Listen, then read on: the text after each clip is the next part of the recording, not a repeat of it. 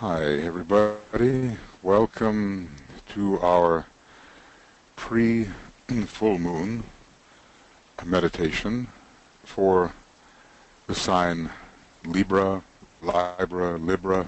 Seems you can pronounce it three different ways, which fits so well with the idea that this is one of the preeminent signs of the third ray.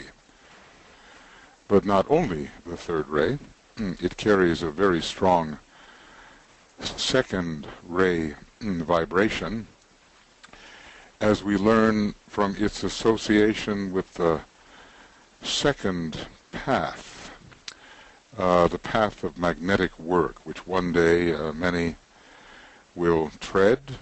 Of course, you have to become a master or a Chohan first, but all right, it's just time, however long that may take, maybe for some of us a few thousand years or so, but we'll find ourselves there. This is such an important sign at this time. It's growing in the planetary horoscope, we are told, toward the end of the last century and into this century, and we certainly need it. The Tibetan kind of hinted that there was no need for real concern, well, maybe just concern, not real concern, because of the growth of this particular sign, and also the fourth ray would be coming in greater strength, giving us the possibility of the harmony we need between the diverse groups which now are fighting along idealistic lines. These lines have emerged prominently because we are seeing the fading out of the sixth ray, but we know that before any fade out there's always a last flourish, as if to gather in those who can meet certain tests on the sixth ray. But it is rather dangerous for the world. The Tibetan said it's a lot more destructive than the first ray, and we need this harmonizing effect where we can actually see the other person's point of view, the other nation's point of view, and we can live by the golden rule, which is found in so many of the great world religions. Do unto others as you would have them do unto you. It's such a Libran statement. This sign so much associated with the Christ as the Prince of Peace, and with a still greater being associated with Shambhala and beyond, known as the Spirit of Peace. Strong Libran associations with both of those great entities, and we can learn, I think, true brotherly love and even monadic equality when we begin to work with the deeper meanings of Libra. This is the Jafra illustration, very beautiful. It's kind of mixed, the sun and the moon are the pairs of opposites, but he has mixed them royally, and that, I think, very much on purpose. The blue, I think, stands for the yin, and yet it's coming from the sun side. The red for the yang, and is coming from the moon side, and here is, in a way, the high priestess connected with the sign Taurus. Those large ears are the ears of understanding, I believe. And we see the framing, perhaps, of Venus and the sun in the very center of the horns of the bull above the high priestess. The heart is there, and yet the heart is the life, more associated with the first aspect. And here is the feather against which the heart is weighed in the Egyptian rituals. The heart has to be as light as a feather and unburdened by karma, but the feather is also the feather pen, and is associated with the third ray, and with Thoth, or Thoth, however we're going to pronounce that, who's holding Venus, or the Ankh, in his right hand. So he is the great recorder. And his wings are there, suggesting the angelic kingdom, which is more associated with the third ray than the first ray. The angelic kingdom is very prominent at this time. You know, in our temple in Finland, we often celebrate St. Michael's Day. It's he's said to be really the embodiment of Saturn, which is the exalted planet in Libra, and also the hierarchical ruler. So there's the mixture of the yin and yang in this image. I searched the images to see whether it should not be reversed, with the sun on the right side and the moon on the left. You would think so, but I could only find images of this kind. But anyway, the two are blended, and we tread the way which leads between the two great lines of force, between the pairs of opposites. Actually, Libra is going to govern the royal road into Shambhala. It's going to deal with the reconciliation in spirit of the pairs of opposites, in this case soul and personality. So the fusing and the blending of the forces is very much found here, and this we need in our world in a very harmonious manner. Karma is always recorded in Libra. You have sort of the tessellated square here. The people who are in the Masonic fraternity will recognize this, and it certainly represents the pairs of opposites in life, the contrast between the white and the black. All of us experience that. But the two great lines of force perhaps lead between them, really, and are something that neither one of them is, and yet are both. So in this third ray, second ray, and even first ray sign related to the law, we have the union of the three great aspects. Maybe in the next solar system, the first ray will be more emphasized in Libra, because I do believe these constellations will stick around to make their contribution to the next incarnation of our solar logos in his sixth solar system, or the third great solar system, but his sixth solar system. The theme, I choose the way which leads between the two great lines of force. Interestingly, all of the planets which rule Libra are sacred planets. You know, this is not the case in Aries. It's not the case in Gemini. It's not the case in Cancer. Well, Leo is a special case, perhaps. The sun is sacred and non-sacred, interestingly. It's not the case in Virgo, but it is the case in Libra, not the case in Scorpio, not the case in Sagittarius. It is the case in Capricorn, and not the case in Aquarius, and not the case in Pisces. So to have a sign which is ruled by three sacred planets, I think is pretty special. Venus first, the exoteric ruler, and then Uranus, the father of all the planets in a way, coming into greater prominence as the Aquarian age moves on, and finally Saturn. And we'll talk a little bit more about that. Saturn, the highest of all the rulers in Libra. Looking here, Francis Donald has contributed some works of art here. We see the subject treading the razor-edged path. There are many things which Francis has said about this diagram. We have the male and female symbol. The Dorje is the male symbol. It's being held in the right hand. The bell leading towards manifestation is held in the left hand. We see the Capricorn symbol emphasizing Saturn and Venus hovering above as the ruler of Libra, but also the highest ruler of Capricorn. To be the tightrope walker between the pairs of opposites is a great feat. Let's see what Francis has said here a little bit about it. Poised between the pairs of opposites, the Dorje is being carried, the symbol of spirit. Verticality in the right hand, and the bell, horizontality in the left hand, and the fingers are forming the mudra of balance. Let's look closely at that. We all need that. You know, the Libra rules the path of probation pretty much, but it also rules some of the higher stages of the path, especially as one is working towards the sixth initiation of Chohanship, which is very much ruled by Libra, the great decision. So she has an airy garment. She's facing west. Libra is in the west. She stands at the midway point where land and water and air meet. Of course, the sun is in the sky, but the sun is in detriment in Libra, and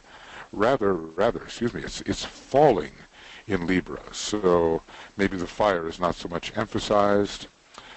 Let's see. A few more things to be said. The Lord of Balance reigns as the hierarchical ruler in this sign, that's Saturn, and takes his place as the crown jewel, proclaiming God and his form are one. All right. And then the 3-4-5 Pythagorean triangle is emphasized. It's Francis calls it a philosophical gold mine, and there's so much one can derive from this 3-4-5 triangle. All of music is derived from the 3-4-5 triangle. It's one of those, well, I don't think it's a Pythagorean discovery, but Pythagoras made a great deal out of this.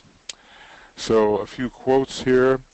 Libra is called the place of judgment. The die is cast in Libra.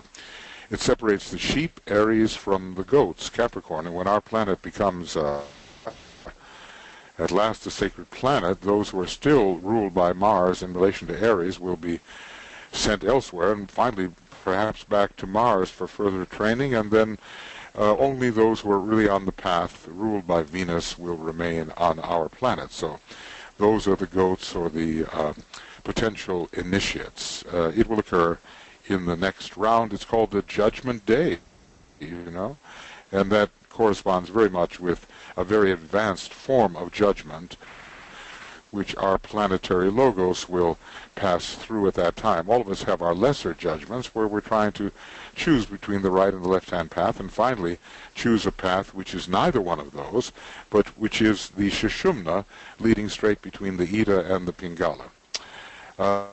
The end of the century, this is a cause for encouragement. The end of the century will see the influence of Libra rising, and that's the last century, as it rules the transition between the Piscean and the Aquarian age, and perhaps will contribute to less radical disturbance than otherwise might be the case. The other image that Francis has offered is of Athena, and here is Uranus standing behind her, and it's a strongly geometrical symbol. Maybe a few things that Francis has said, and you can certainly get a hold of these letters. We can provide them for you, even if I don't always have time to read all of them. This is, here it is, yes, okay. Athena bursting forth fully formed from the head of Zeus gave us our most graphic example of Venus. Venus and Athena, strongly related, but the glyph of Athena is not rounded above. It's a diamond shape, and thus is related to Capricorn, where Venus is also powerful. Both brilliant and beautiful, she epitomizes the ideal feminine, the third aspect of divinity. She's treading again the razor-edged path, which Libra represents, and she's emerging from the darkness of the noumenal realm. There are phenomena which are visible, and there are noumena which are causal, but they are invisible. So her body is in partial darkness, emerging from the noumenal realm. She's treading the razor-edged path, and she can coordinate the mind and the heart, which is one of the things that Libra helps us blend. The power of mind transmuted into wisdom through the instrumentality of love. We could long ponder on those words. The power of mind transmuted into wisdom through the instrumentality of love. Venus is emerging from the radiant violet male figure. The birth of Venus has much to do with Saturn and Uranus, very interestingly. And Uranus is really the father god and is the preeminent first-ray monad planetary deity in our solar system, but perhaps will be more powerful in the next solar system than this. So the impetus to coordinate the mind and the heart emerges from that more fundamental Uranian purpose. It's very interesting how Uranus, the axis of Uranus bows, as it were, towards the sun. It's almost aligned with the ecliptic. You know, the axes of other planets seem to be more vertical, but Uranus is inclining the head center towards the solar logos. So it's a very intimate relationship there, and very purposeful, you might say. The power of anchoring the realm of the soul in our world through the medium of the personality. This is the work of Uranus, which the Tibetan describes as, and we're all trying to achieve it, occult consciousness, or that intelligent fusing condition which produces the word scientific at one-ment of the two factors, the higher and lower self. Uranus is a very scientific planet, has a lot of fifth ray, higher and lower self through the intelligent use of the mind. It really rules occult mind. Saturn is found here, I think, very much on top of, yes, Saturn is found very small, but above the head center of Uranus. Perhaps, in a way, Saturn is the oldest of the gods, certainly most prominent in the previous third-ray solar system. Saturn, the planet of opportunity depicted on the top of the image, completes the third aspect trinity of influences on Libra. Saturn is exalted in Libra, for at the point of balance, and let's all remember that, opportunity comes. So we are all looking for the kind of opportunity which will take us on the royal road, the Shushumna path, which is neither of the pairs of opposites, and Saturn will give us that opportunity. There are many beautiful ideas here about equilateral triangles and pentagons that are found here, and I hope that our staff standing by can provide you with this material so you can study the numerology, the dodecahedron that's found here. In Libra, the first real vision of the path appears. That's interesting. Okay, so it certainly is about the probationary path. Life of soul and form is balanced. Neither dominates. There's equilibrium, an interlude wherein the soul organizes itself for battle. You know, the coming battle in Scorpio, and the personality waits. And this is the probationary path. Duality is known. But interestingly, Libra is also associated with the overcoming of duality and their fusion in the infinity sign, and the merging of the pairs of opposites into the true spirit, which Shambhala represents. You might say that Shambhala is a very, well, all the 12 signs of the zodiac are prominent there, but it's a very Libran place, because it's the only place, point of tension, of pure and perfect peace upon our planet. So there is the divine will also connected with Libra. I choose the way which leads between the two great lines of force. I probably should have gotten rid of all of those little paragraph markers.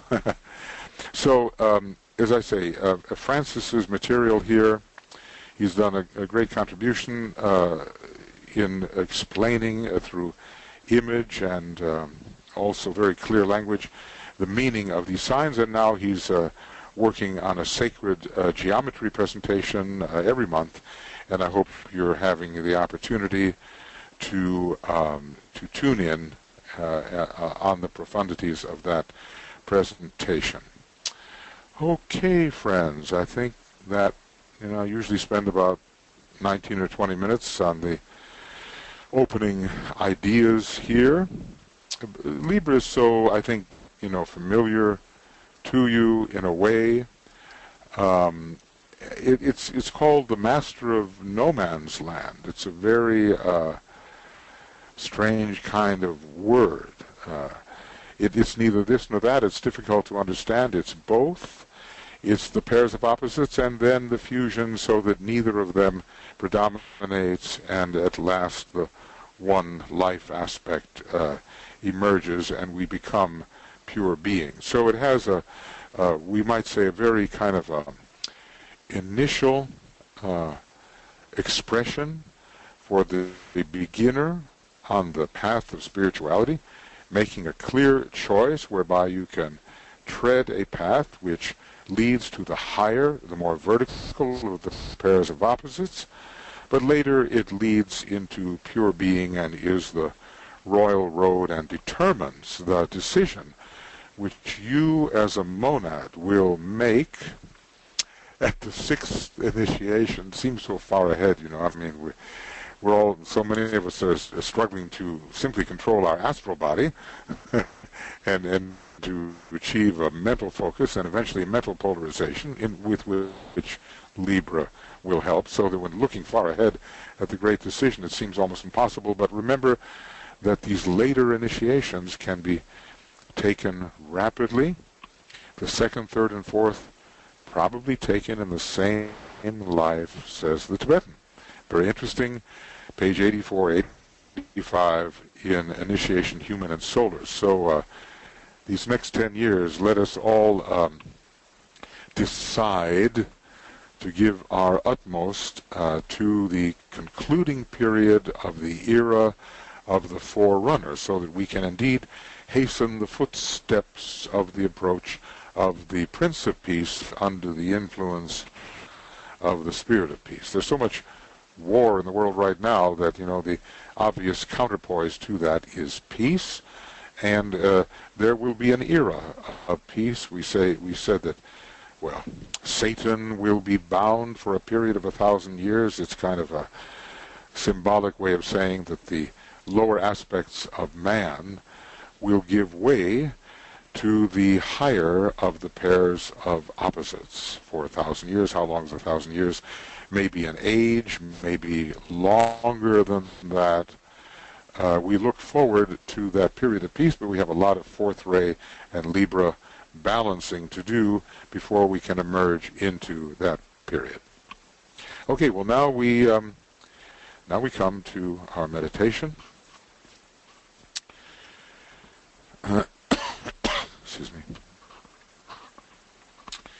And we are just, I've given you in your chat box the upcoming actual full moon moment and the time that we're going to have our service meditation for Libra. It's going to begin at 1:40 a.m. GMT. Two of you will be leading that.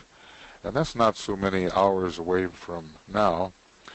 So we're really in this period, we're within the 12 hours. We've passed through the days of confidence, aspiration, and dedication, and now we're entering the period of receiving these energies, holding these energies, safeguarding these energies, and then we will enter 12 hours after the full moon, the period of registration, the sense of expectancy, and finally confirmation and belief. You know how the Tibetan worked with his students, those who were in his groups of 9 and his group of 24. He said, for 12 hours before the full moon, I will be available to receive your approach as a soul to these higher energies. So let us act as if this is the case, and let us act as if any true, sincere, soul-based approach to the higher energies will be noted, and certainly that this will be the case with a group approach, such as we are attempting to make now. Okay.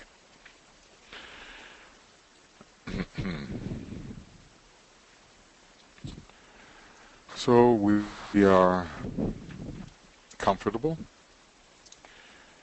The body is relaxed but still alert and poised. Poise is the big word here for Libra. It is a major sign of harmlessness, and that requires perfect poise and divine understanding.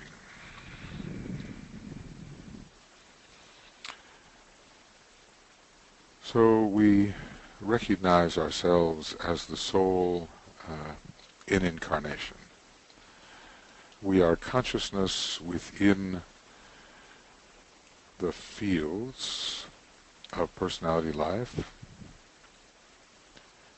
within the lower matter of the lower three subplanes and within the etheric matter. But even though these are frequently seen perceptions, we use the ancient Raja Yoga method and we detach, we pull back.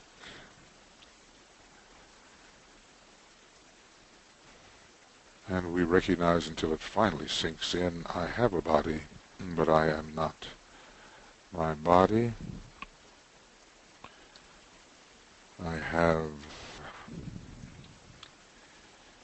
these vital etheric electric flows. They are vitalizing this body, but I am not this bioelectric field.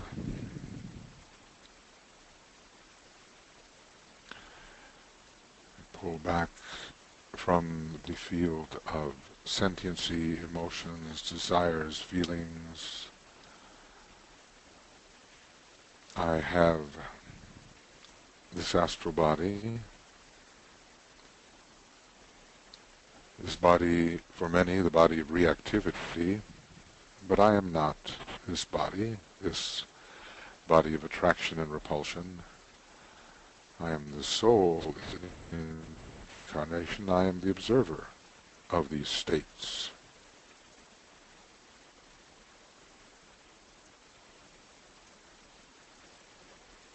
And the many thoughts and words in the mind, these are a possession of mine, but they are not my identity. I have a lower mind, but I am not that mind. It is still an objectification of what I am, but I'm something else. I enter the world of what I more really am, the world of the soul.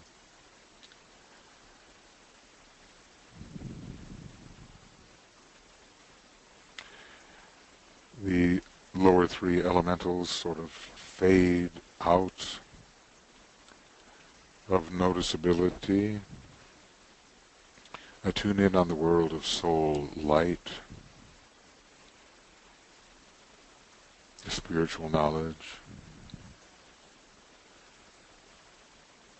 soul love, a love beyond the personal form.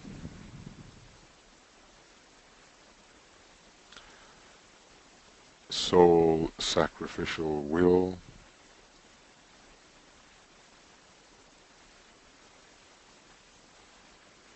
providing real spiritual gain for the indwelling entity.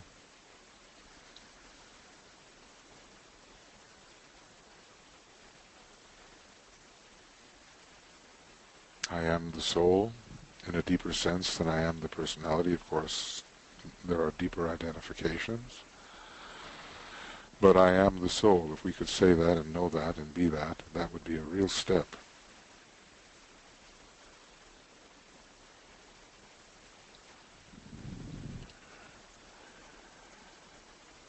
And we connect with each other in this world of soul as if we are in the central fire of the soul. We're not separated in time and space. We're all here together at a point, a most mysterious geometrical factor. We are all together in being and consciousness at the same point.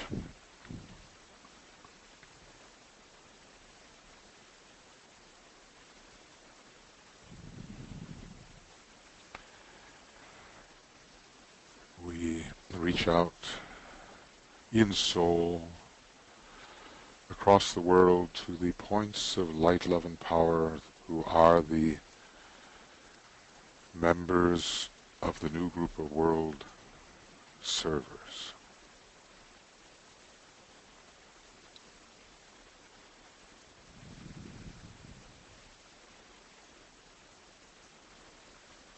And somehow we feel in soul at one with all of these individuals, even though we do not know them personally. But we are one in purpose together. And that purpose is to bring greater light, love, and spiritual power to the world. We reach out in soul to all the men and women of goodwill on their way, let us say, to becoming members of the new group of world servers.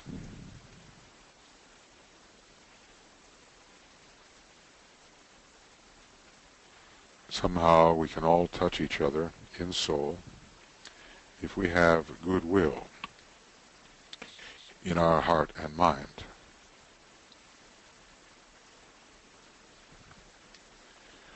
Master Morya has said that whoever is for the common good is with us.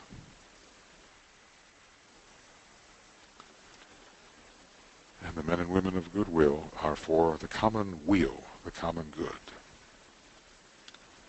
the common welfare.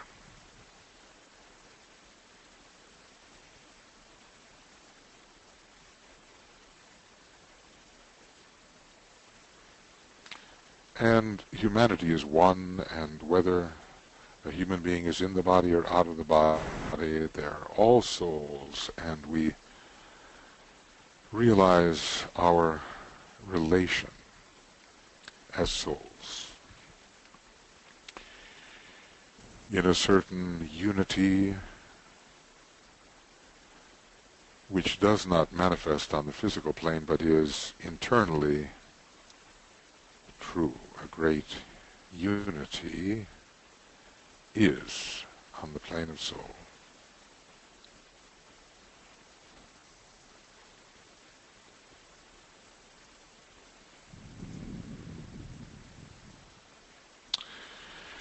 And in Libra, very much so, this unity based on right human relations is to be realized.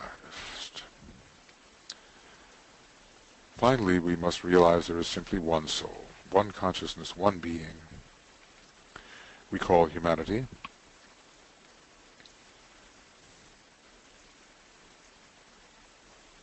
There is no my soul or thy soul. There is the one soul. The one consciousness looking through many apertures, and we can move slowly towards the realization that in second-rate terms, naught is but me. Naught is but me. A very profound statement, and the fullness of it may take many lives to dawn upon our consciousness.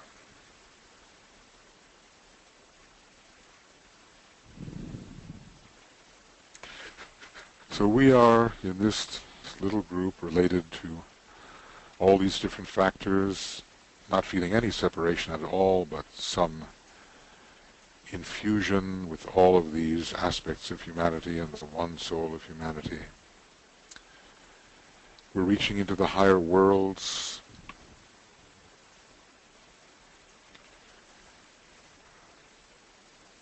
We're working through an illumined group mental unit. We're absorbing the soul's initiative, the soul's unification, the soul's power to evolve, the soul's harmony,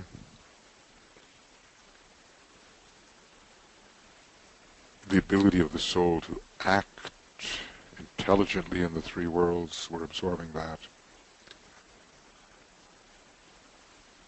We're absorbing the soul energy as a causal factor, the will to cause. Finally, we are absorbing the soul's power to express. All of these we are absorbing.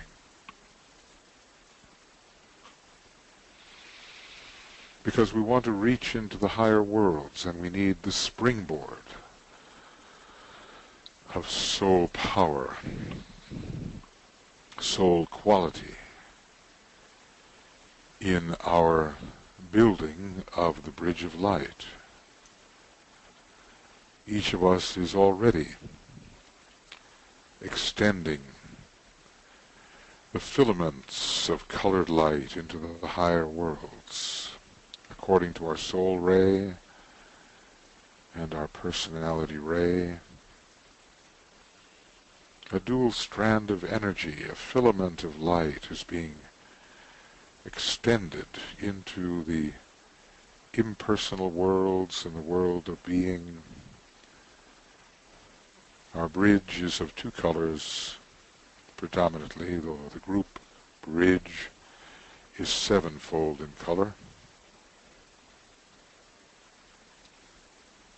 So,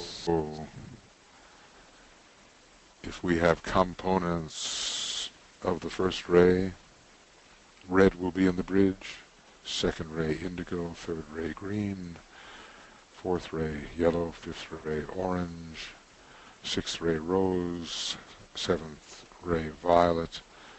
Those are some of the colors we can use. There are others. We visualize each of us individually, our rainbow bridge of those two colors that pertain to us, or use the color indigo if we're not quite certain, reaching into the realm where higher consciousness will be achieved.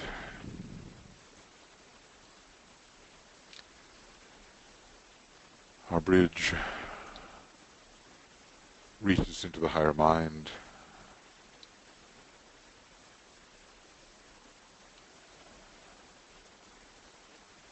We can reflect the thinking of our planetary logos in some small measure. Our bridge reaches into the intuition called the transcendental mind,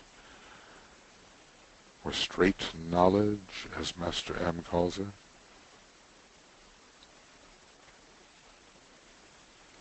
Our bridge reaches into the spiritual will,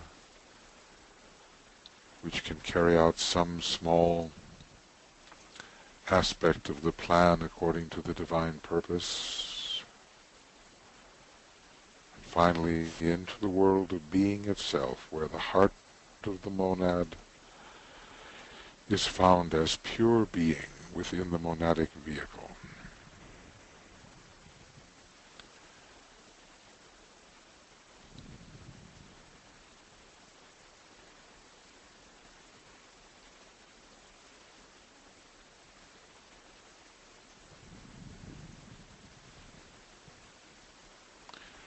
And down this bridge of synchronized light, the power of the monad and the triad can pour when properly invoked. So sevenfold is our group bridge, and funnel-like, like the wizard's hat, you know, like a cone, going upward and through into the world of being.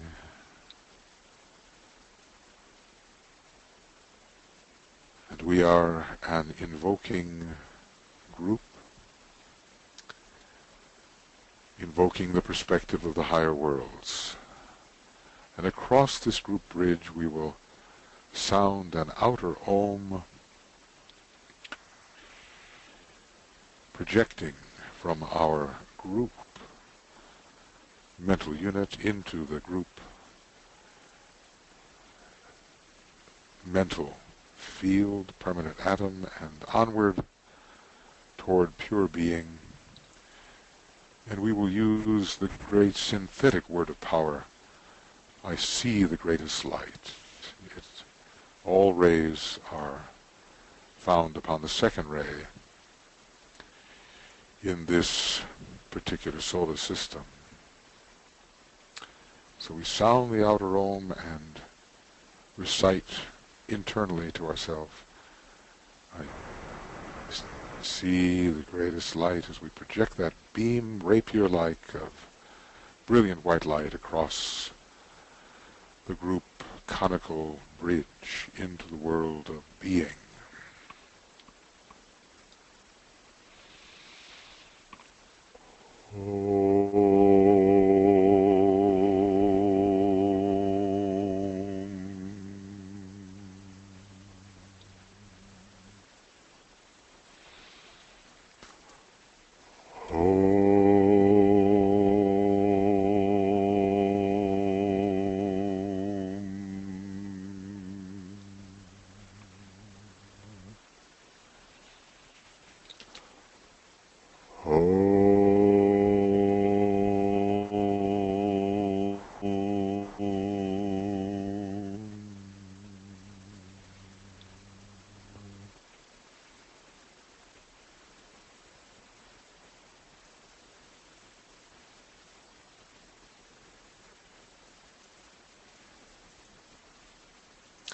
And may some tiny portion of that greatest light, the unfettered light of Shambhala and the monad, may it descend as purpose and life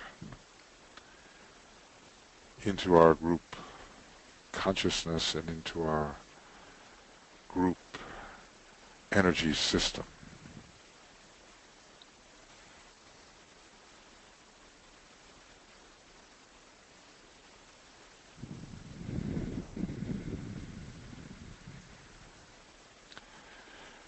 Into this world we have projected the masters customarily live. The happenings of the personality have dropped below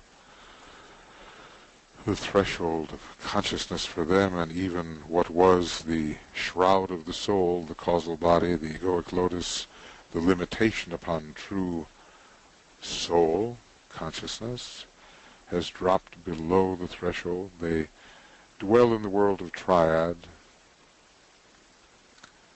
and we want to express our cooperation, our solidarity, as we salute them as fellow souls with our intention to cooperate as deeply as we can in the plan, divine plan, which they are seeking to see implemented upon our planet, and especially at first through humanity, which controls so much of the fate of the lower three kingdoms.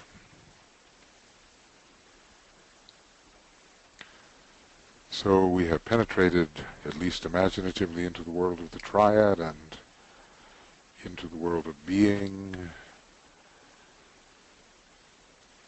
Being. So subtle, so obvious, so present, so absent. Being. And we inwardly and with heartfelt gratitude offer our salutations to the masters and to the head of the hierarchy, the Christ.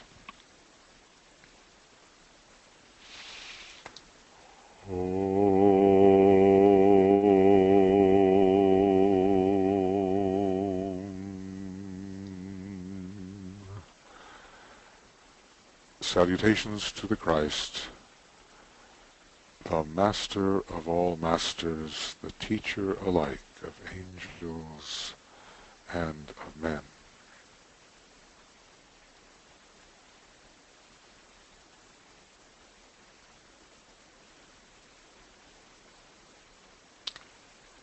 special note at this Libran time that he is the Prince of Peace.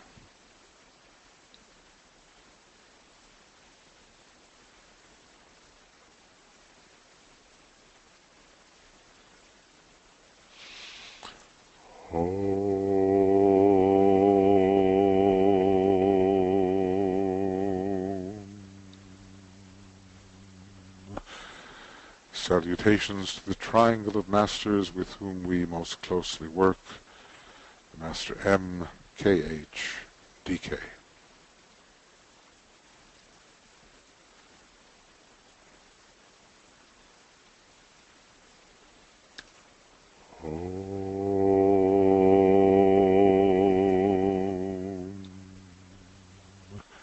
Salutations to the Master Morya, the head of all esoteric schools and organizations.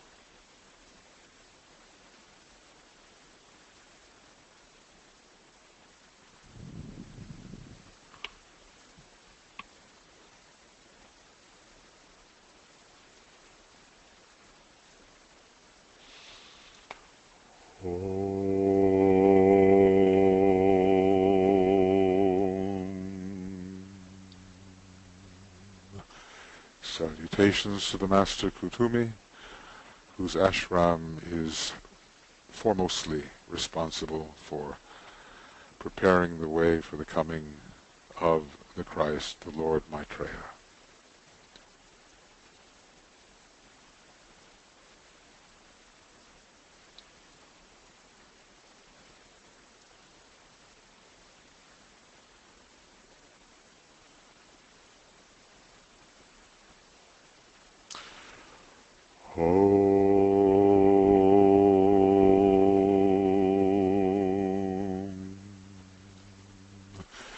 Salutations to the Master DK, who has given us the blue books. He is the messenger at this time of the hierarchy, and he works with the training of aspirants for the first 3 initiations.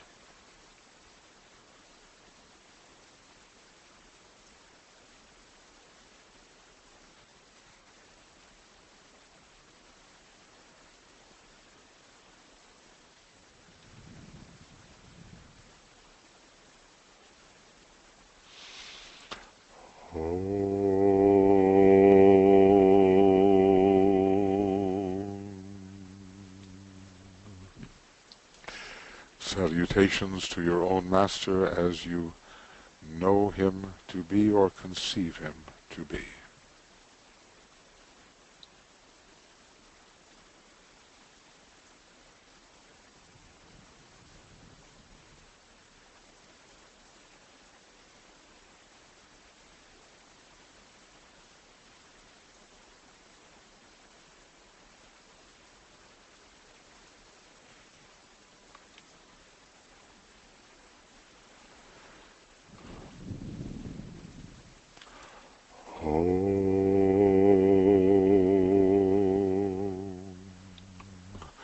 Salutations to the entire spiritual hierarchy of our planet.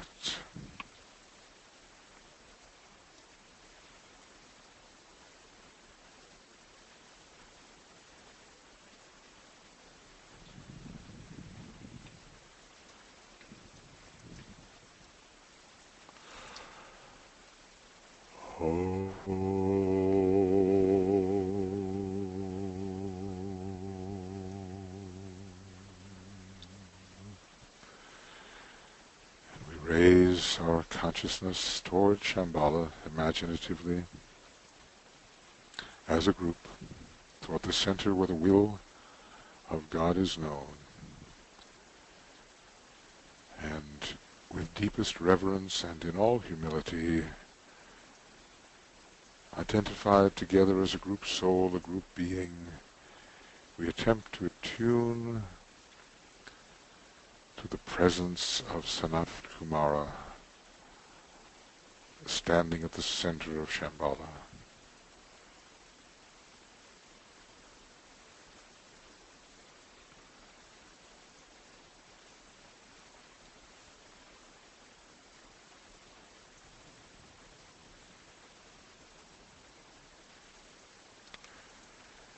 sound a long, inner, silent Om,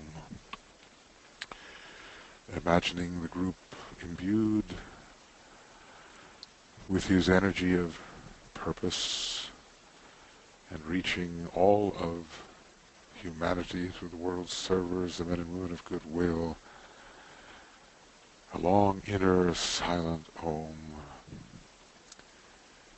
as we attune as much as we can as a group to the energy of the King of Shambhala.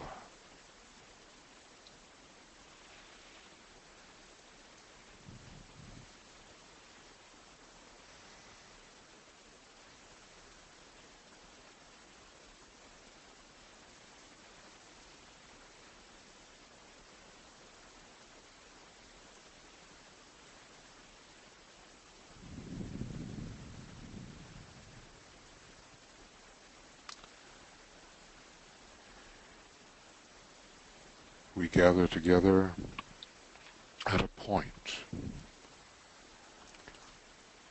A point is a most mysterious thing. It has no dimension, and yet it is. We gather together at a point of being which expresses a field of consciousness. We are one tiny unit of positive intent in this world. And we are going to enter the inner worlds together under the guidance of Master DK. The golden pathway leads symbolically into the indigo sun, which in one of his instructions he told us to visualize. So here we are at the point, together, completely together. Our consciousness together, our being one. And as the pathway, the golden pathway shortens and shortens, we travel with it on the golden path into the indigo sun.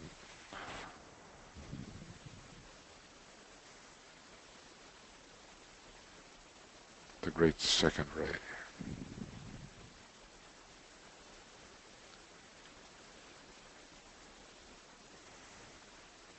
And here we offer ourselves as a group to be an outpost of the consciousness of Master DK, who is so learned in the matter of planetary and systemic and cosmic energies.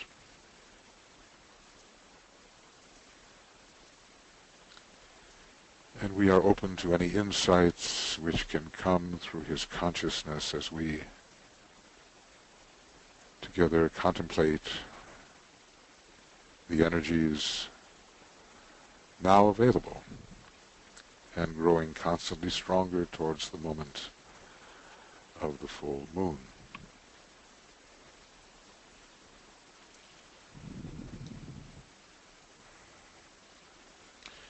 These planetary energies are here. The lords of the planets are intensifying their influence on the earth, because after all, our full moon is of the earth. It's an earth relationship, earth-sun-moon relationship.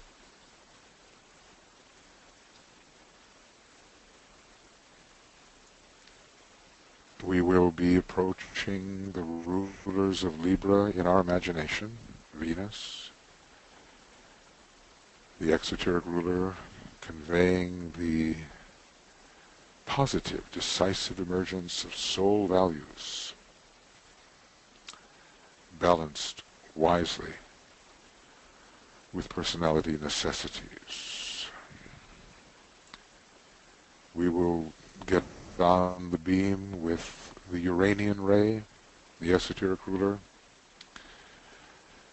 conveying at last the power to relate to others with authenticity, archetypal authenticity, who we are and who they are. without convention and masking and disguising the truth of our archetypal self. And we'll be on the beam of Saturn, the hierarchical ruler, exalted also, suggesting the consummation of karma through justice and beauty. It leads to the archetype when all forces are rightly balanced. These are energies really available now, and we want to feel their tangibility as we use our imagination to intensify their presence in our consciousness and in our energy system.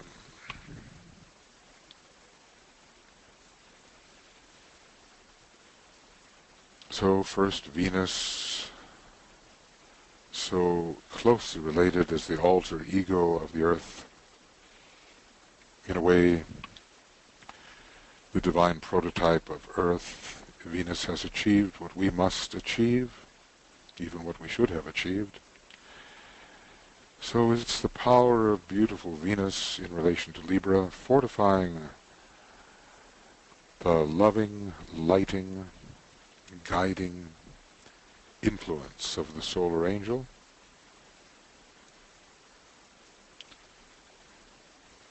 which internally throws light upon our path, and thus with its magnetic powers magnetizing the personality towards the soul,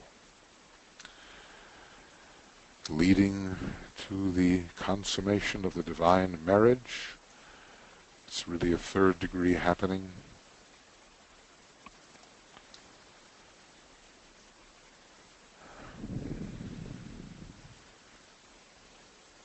And as we relate to this ray of Venus, it's carrying the fifth ray, it's carrying the second ray too. We think of the marriage in the heavens as the absorption of the personality into the radiant beauty of the soul, or the group soul for the group.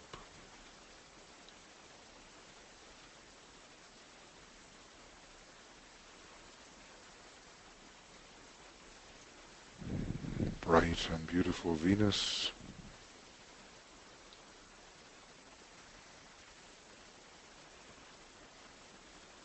bringing soul infusion.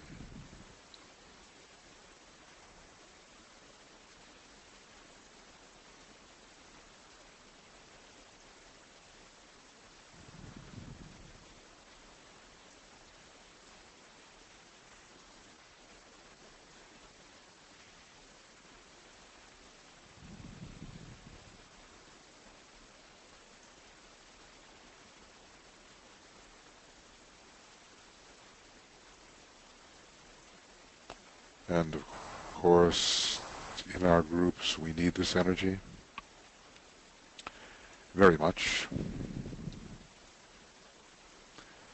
This Venusian stream, sometimes indigo in color.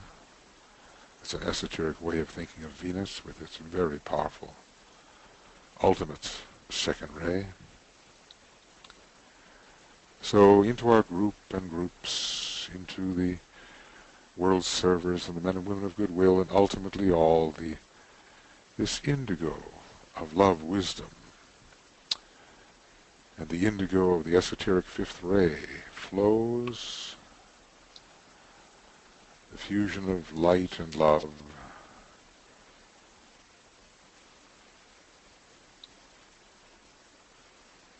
which we will be wanting to express over these days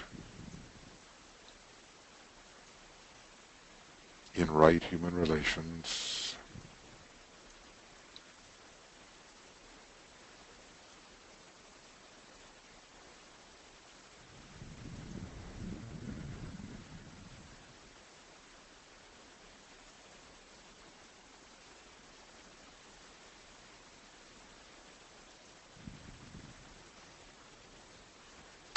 transforming our groups, which intend to be soul groups, but are so often collections of personalities, but transforming these groups into real soul groups.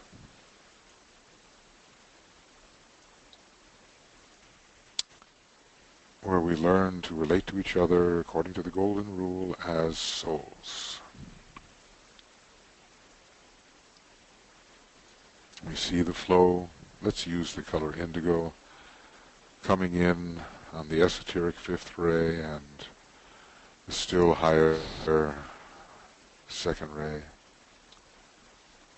coming into our lives, into our groups, into the world, on the Om.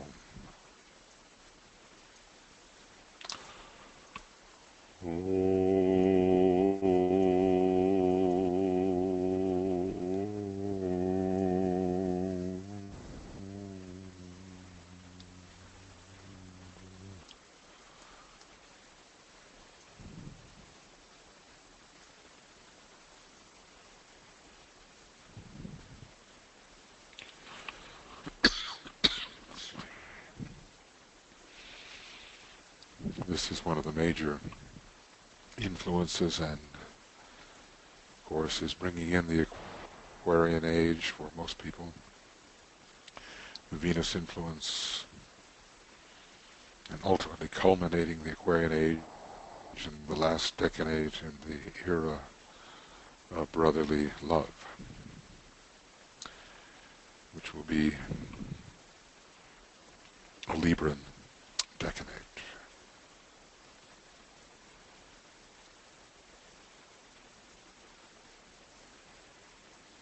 So, having somewhat absorbed or been impressed by this ray or influence of Venus, we turn our attention to the mystery planet, the heavenly one, to Uranus.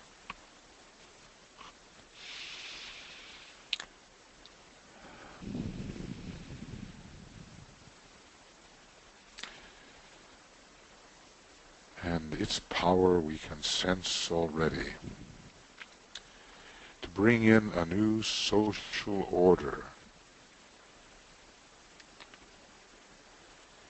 based on archetypal authenticity in all relations. It's not convention, it's not slavish adherence to some religion and its dogmas. It's who we are.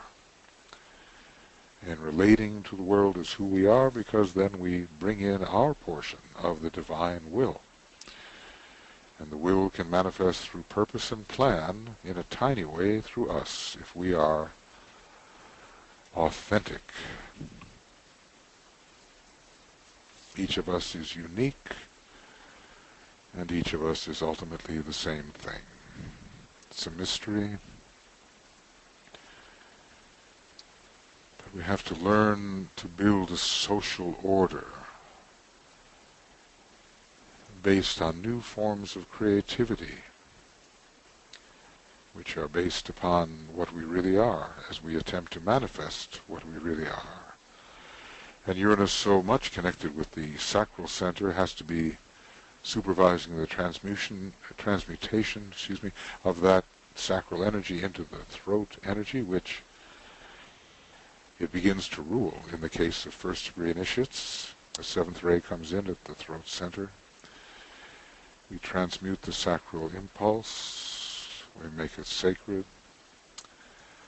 and we can, for a few moments, contemplate fresh modes of human cooperation and interplay, which will contribute to the vitalization, the betterment, the balance of all energy systems, great and small, within our planet. This can be the gift of the new, which is really the archetype of the ancient, but the new through Uranus.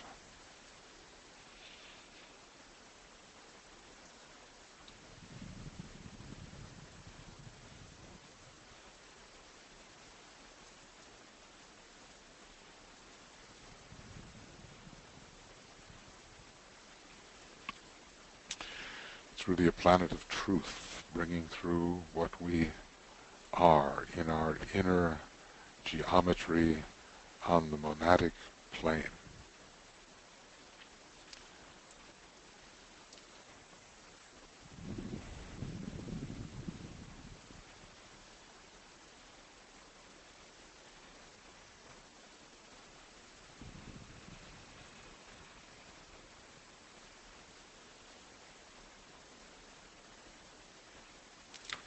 So when we relate to each other, we don't have to hide what we are. We can be authentic, we can be the real thing.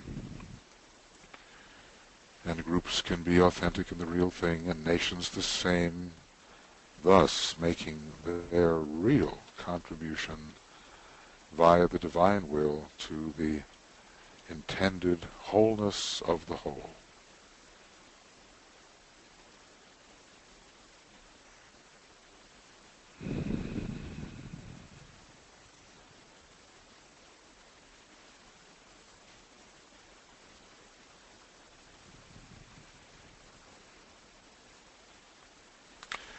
So may this ray of archetypal authenticity, ultimately the first ray, but for the time being the seventh ray, may it flow into our group and groups and into humanity.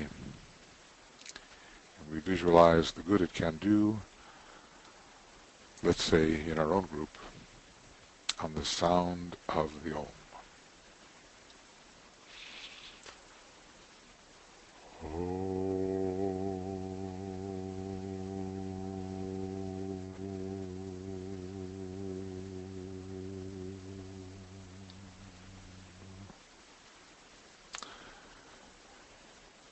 And how refreshed we can feel, how new, how revitalized when we are congruent with our inner archetype. And it is so, it is said, carrying the great second ray energy in Christ is something new. In the archetype is something new. The archetypes of the great monadic plane in the divine heart, etheric heart center of the solar logos.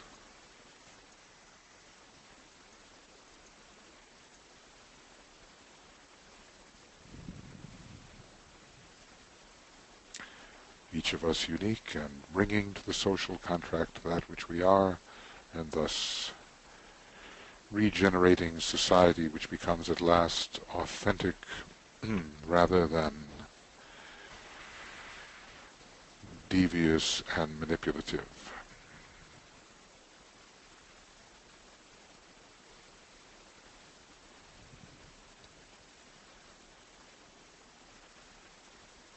So let us have the courage to be who we are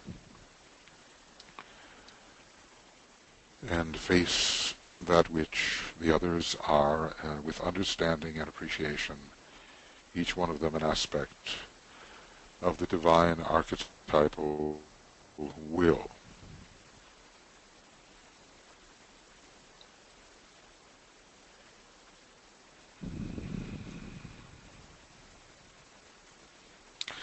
Finally, we move on to Saturn, the strongest planet probably in Libra, being hierarchical in its rulership, being exalted in Libra. This is the sign of the law, Libra. But really, what is the nature of divine law as administered through karma? What happens when the spiritual will emerges from the atmic plane which Libra rules and which Saturn rules? Have we brought our lives under the impress of divine law? Of course we haven't, but we're on our way. Under the impress of the spiritual will, under the impress of the divine law, ruled by Libra and Saturn. we realize, to some extent, the dynamic equilibrium in manifestation intended by the divine plan.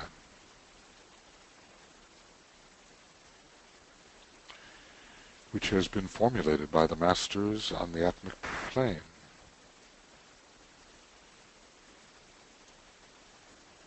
Custodians of the will of God, formulated for the understanding of the lower five worlds on the atmic plane. And we can be in touch with that, not just our personal will, not just our soul sacrificial will, as important as that is, but the real planetary will.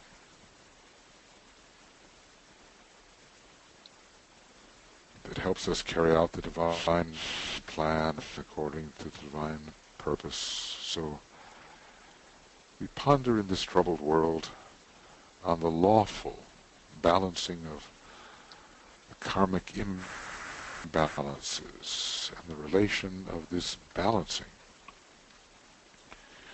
to the just and harmonious expression of the divine plan.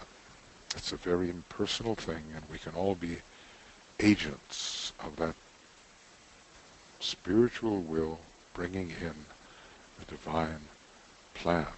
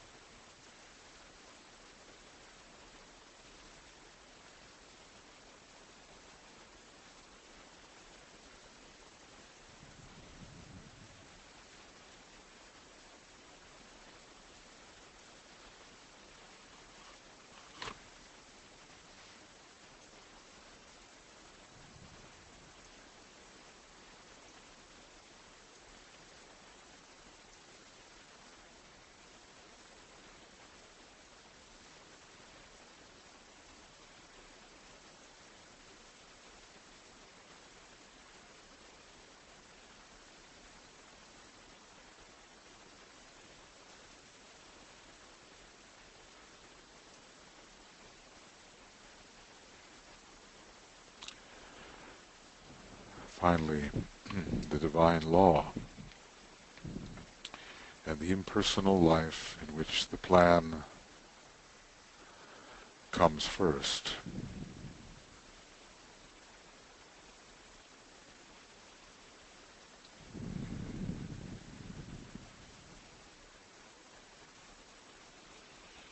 We have to learn to be agents of the divine will under Saturn through Libra. So let that energy flow into our group and groups and into humanity.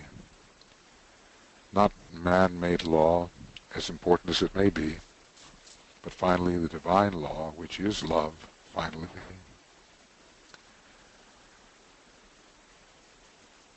Let that divine law as love flow into all of us.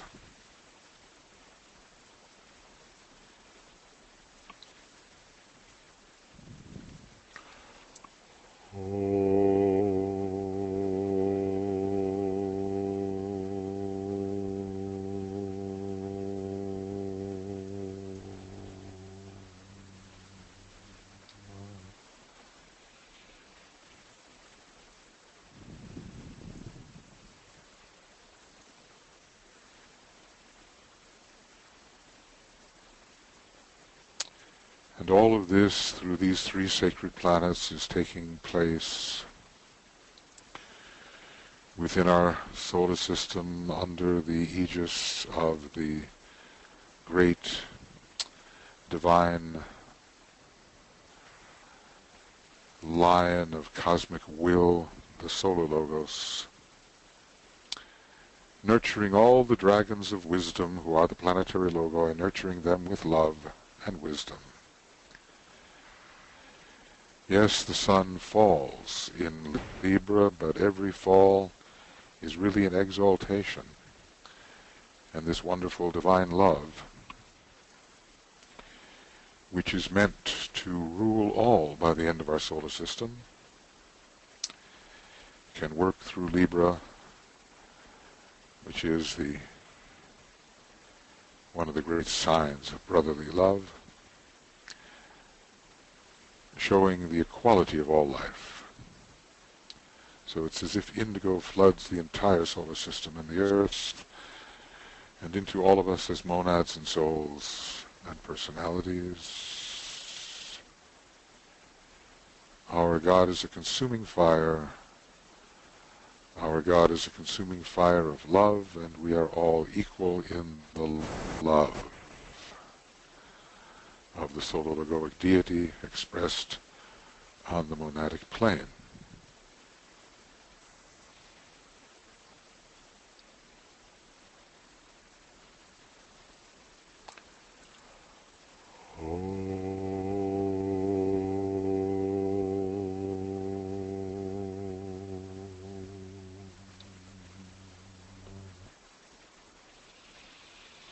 Each of us a tiny monadic unit in the great heart.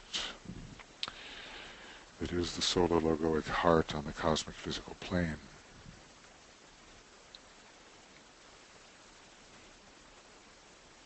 But beyond the solar system lies, of course, the constellation which actually looks like a triangle. So does Capricorn. Interesting. These two very interrelated signs through Saturn, they look like triangles. And as we look towards the constellation Scorpio, we can see Libra very near. It used to be called the claws of the scorpion, but has been separated in terms of humanity's response to it. There's a light coming from Libra, the light that moves to rest. This is the light, we're told, that oscillates until a point of balance is achieved. It is a light which is distinguished by moving up and down between the higher and the lower pairs of opposites until a point is reached which respects them both and sees the necessity of both, and ultimately combines both as one thing when the Sushumna is active.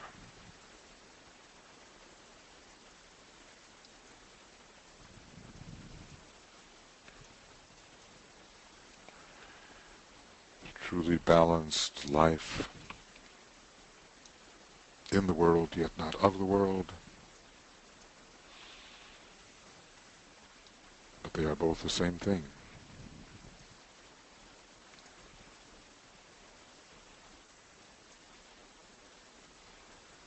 And in this constellation, working through the sign Libra, the power of it is growing in the planetary life as we have read and studied. We have to feel ourselves to be in this Libran energy. From the constellation Libra, mediated by the sign Libra, the rays 3, 2, and 1 coming through. Venus, Uranus, Saturn, 5th ray, 7th ray, 3rd ray.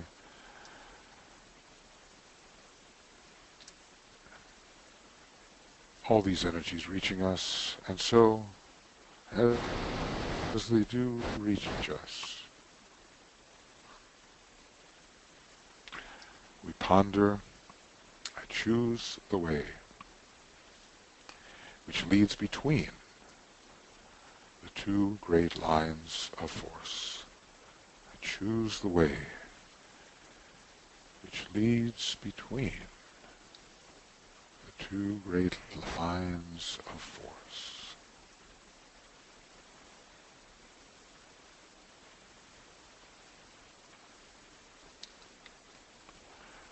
I choose the way.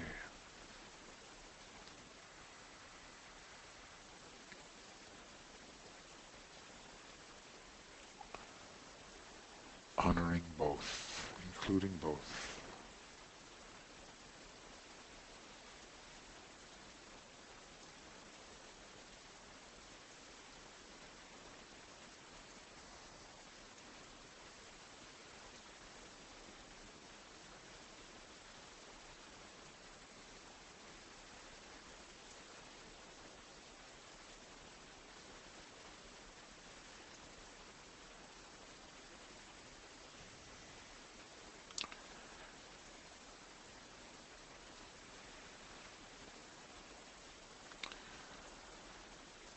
In one way, the soul is the middle way between spirit and matter.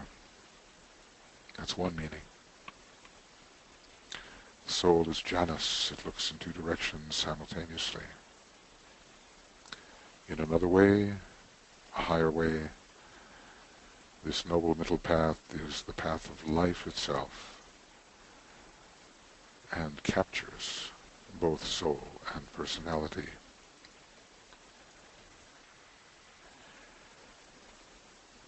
Uniting them.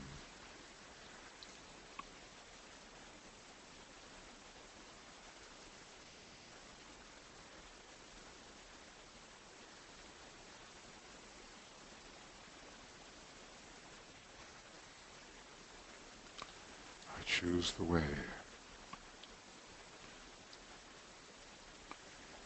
which leads between the two great lines of force.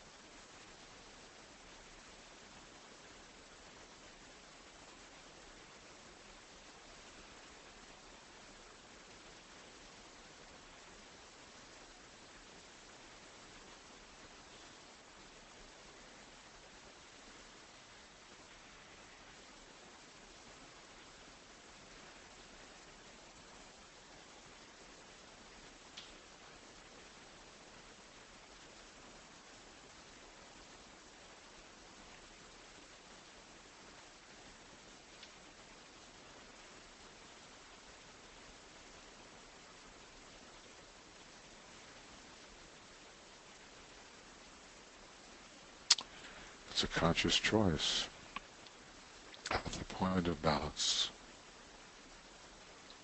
What path are we treading? A path of probation? A path of discipleship? The path of initiation? The path of life itself?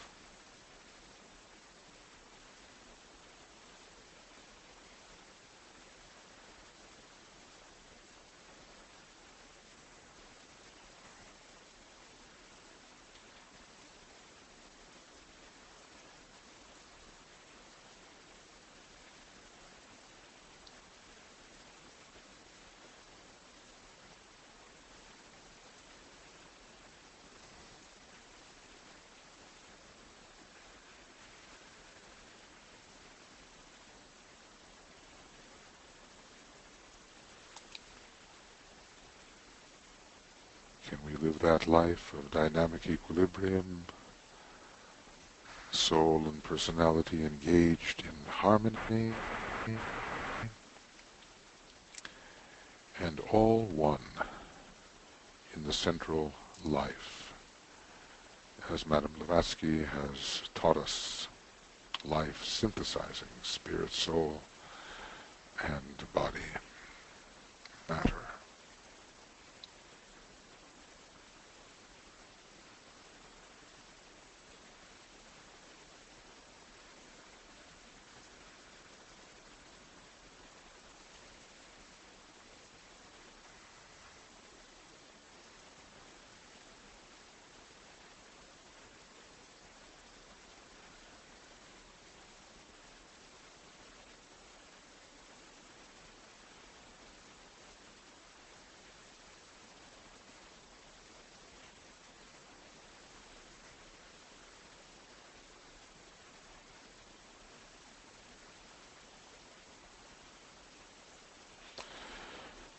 choose the way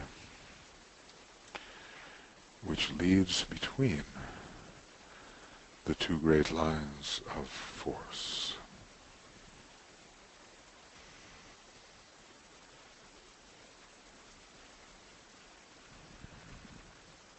There's always a central point. And depending upon where we stand on the path, so the point will change. It can be between soul and personality. It can be between monad and matter, spirit and matter. It can be between the logos and all that is found in the lower five worlds. I mean, it can be the monad itself.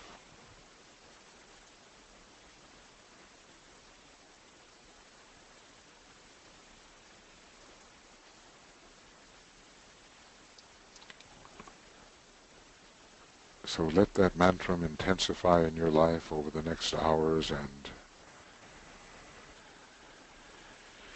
remind yourself during the days of distribution, going about whatever you have to do, keeping that dynamic balance between whatever are the pairs of opposites in your life.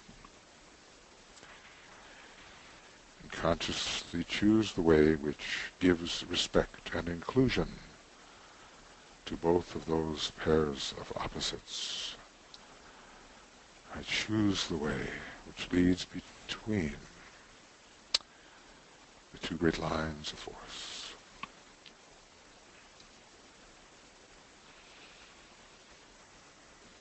All of these energies, as far as we are concerned, really come from the one about whom naught may be said. It's our local supercosmic logos, unfathomable,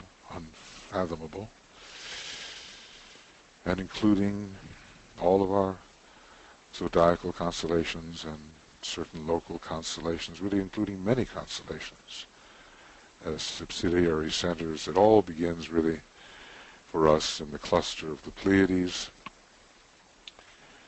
which via the third ray can be related to Libra.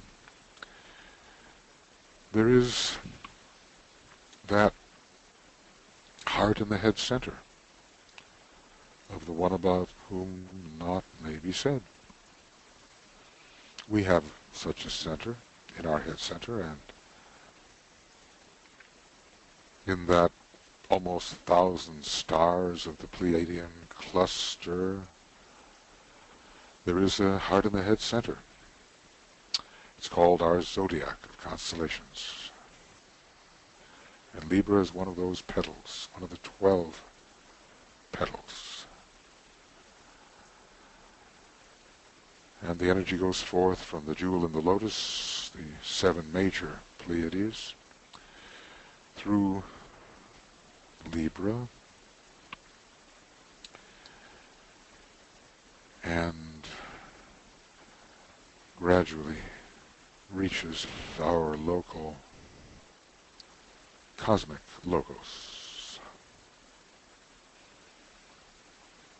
which is kind of a solar plexus center in the great one about whom. And our sun, it reaches our sun, which is a great heart center in this solar plexus center. And from the sun, through sacred Venus, sacred Uranus, sacred Saturn,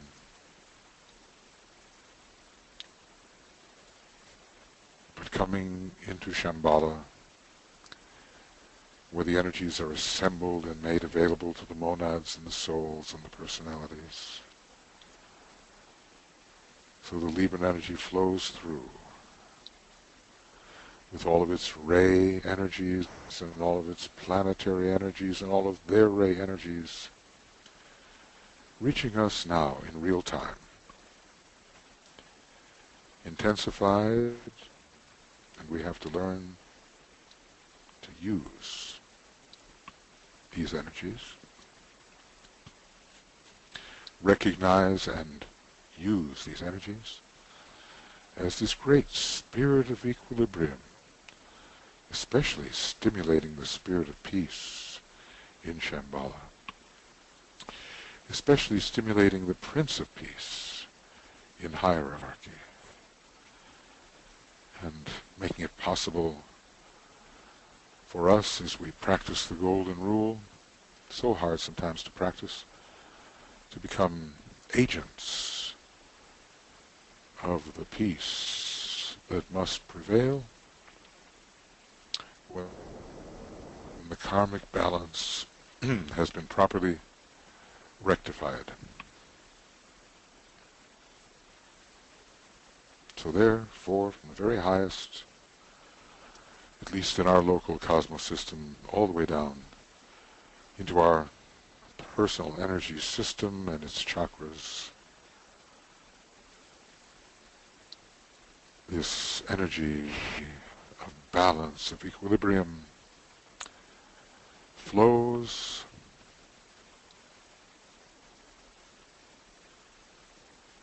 helping us hopefully make the right choices, which are coordinated with the divine plan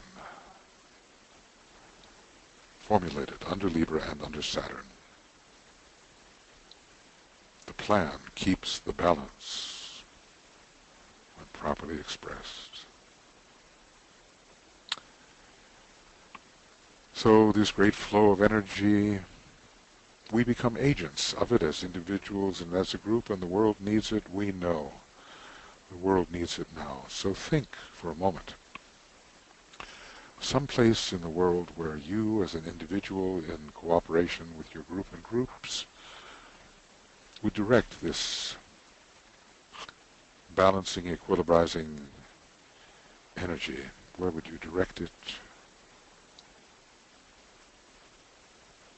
What would happen if it had the proper effect? Let's sound the Om 3 times, and you can visualize according to your will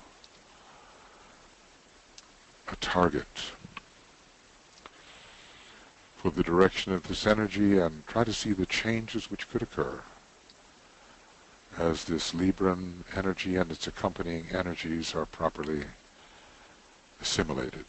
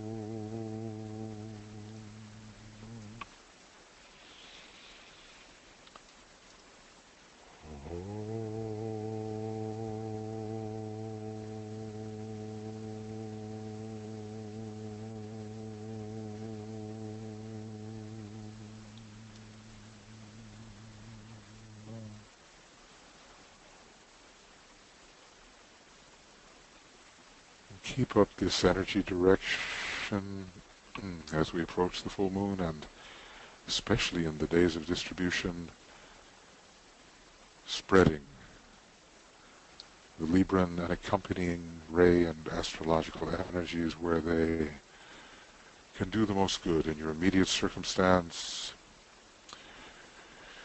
in your immediate groups, in your nation, in the larger group we call humanity. Spread these so much needed energies.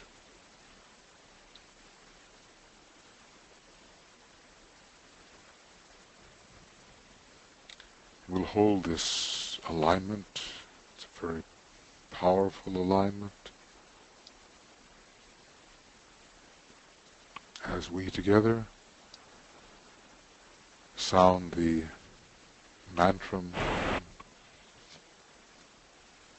of light and power, as it's called, ancient mantram, stored within Shambhala, given out to the Prince of Peace when he said, I will reappear.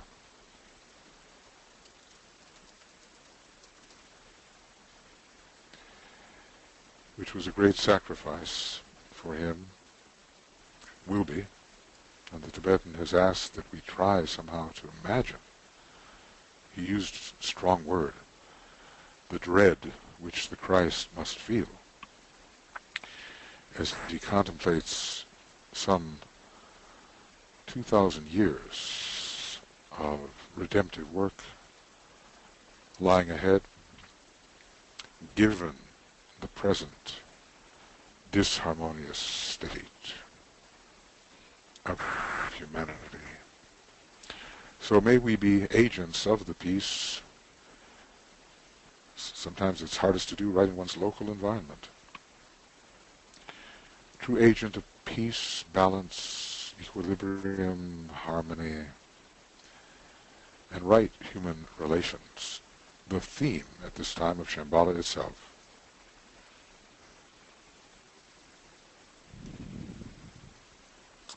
Together then the great invocation. From the point of light within the mind of God, let light stream forth into the minds of men. Let light descend on earth.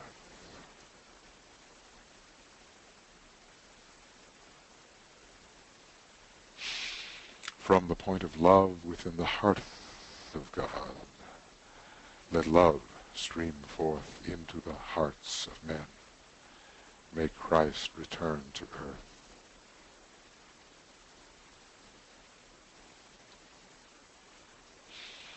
From the center, where the will of God is known, let purpose guide the little wills of men, the purpose which the masters know and serve.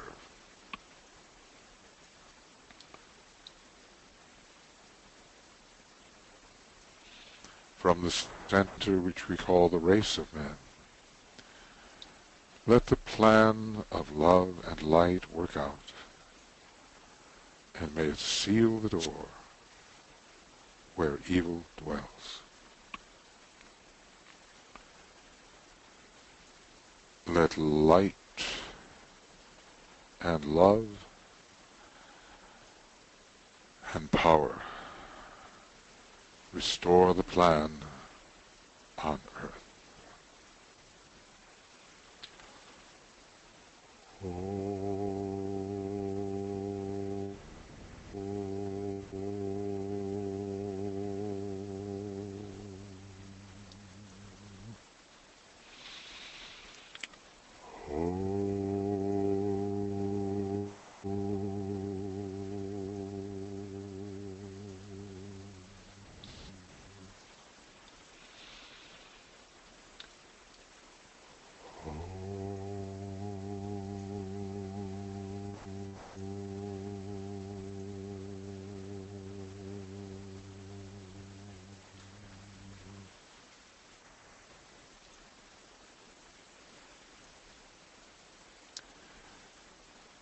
Thank you, everyone, and if it's possible for you to join us at the exact full moon service meditation, which Tuya will conduct a broadcast, you have the link in your chat box, and that starts at 1:40 a.m.